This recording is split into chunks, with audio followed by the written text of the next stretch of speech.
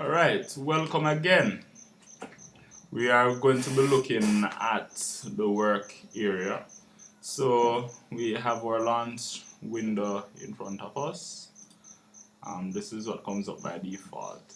Alright, I'm just going to get into the meat of the matter. So new default document. Alright.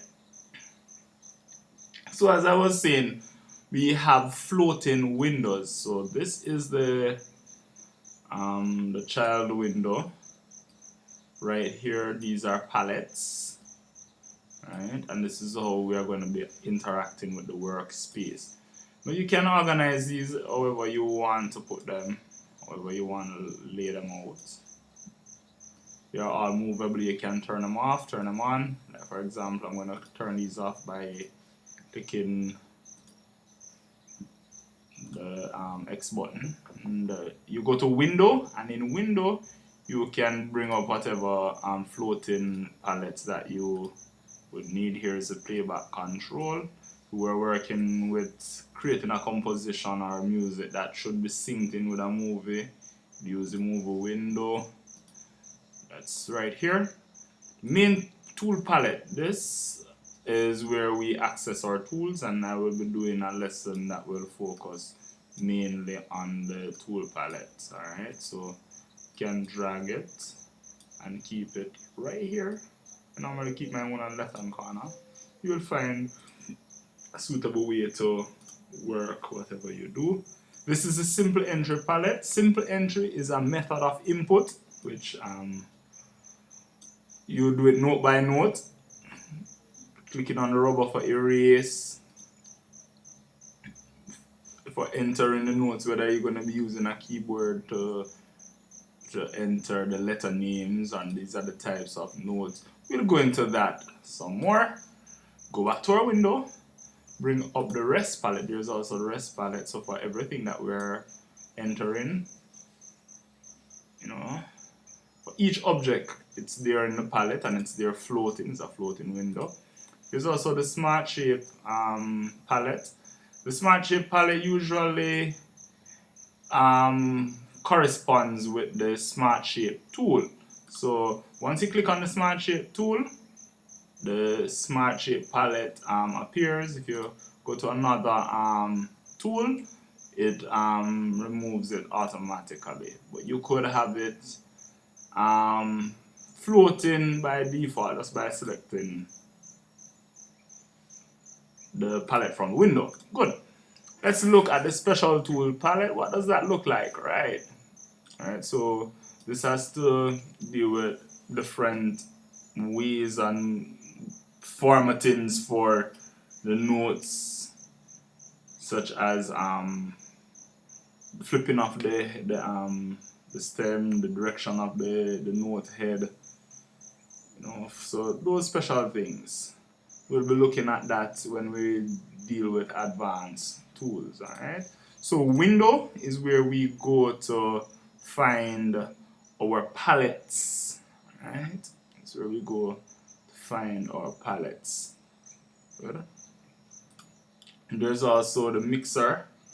Now when we're dealing with performance data, I will go into in details with this, but there is an overall volume for the playback, and then there are individual volume. Each staff, right here I only have one staff, so there is only one patch or strip as it is known. All the strips are all the same. It has a mix, mute, solo, record.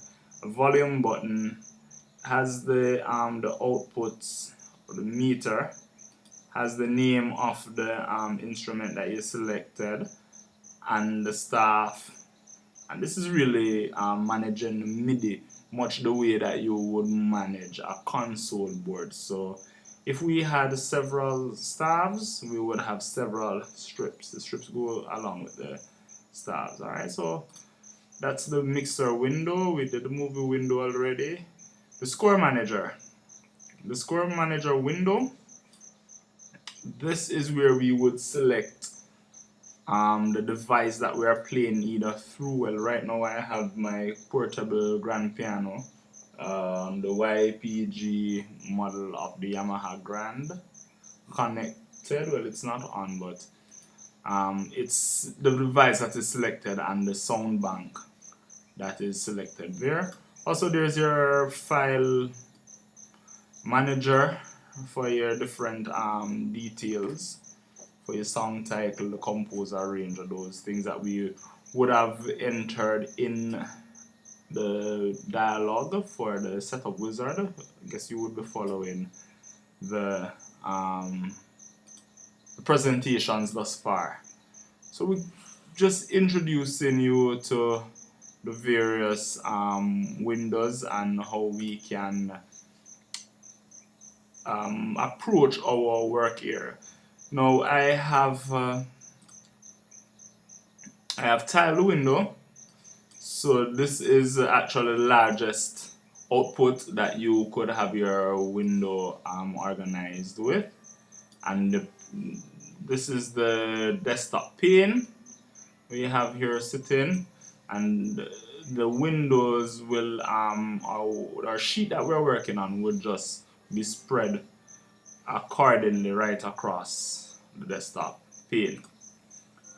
Alright, so these are basically what we will find in our workspace when we are organizing our workflow in the window menu. Alright, so do stop this video whenever you need to look at what I did and where I went to get what, and be able to organize your floating palettes in the way that you feel most comfortable.